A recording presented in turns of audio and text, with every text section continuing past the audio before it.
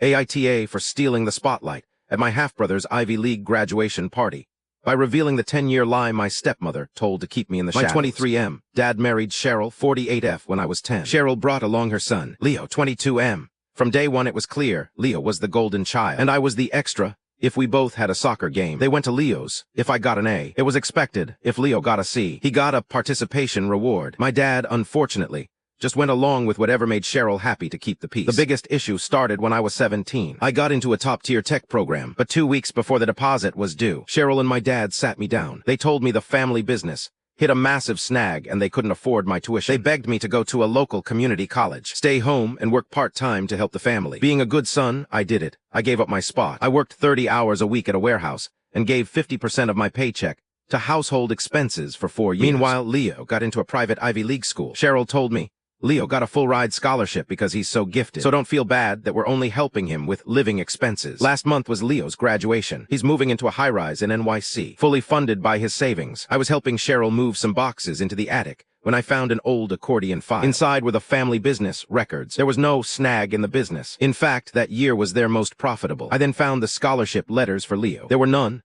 Instead, I found a series of bank transfers from an account I didn't recognize. It was my college fund. Money my biological mother left me in a trust that my father had given Cheryl access to. They hadn't just used their money for Leo. They used my dead mother's inheritance to pay for Leo's Ivy League tuition, his spring breaks in Europe, and his new NYC apartment. My rent money, it was paying for Leo's car insurance. I didn't say a word. I waited for Leo's massive welcome home graduation bash. All of our extended family and my dad's business partners were there. Cheryl was in her element, bragging about her brilliant, self-made son, and how he earned everything on his own merit. She then turned to me and said, "And we're so proud of my name for finally finishing his associate's degree. It took a while, but some of us are just late bloomers, right?" The room chuckled. I smiled, stood up, and tapped my glass. "Actually, Cheryl, you're right. I've been blooming late because I've been busy. I'm moving to Seattle next week. I got a senior dev job at a tech giant." My dad looked shocked. "How, you don't have the degree yet?" "I taught myself at night while working the warehouse. But that's not the news. The news is how I'm paying for the move. I'm suing you and Cheryl for the $150,000 of my mother's trust fund that was gifted to Leo for his scholarship." The music stopped.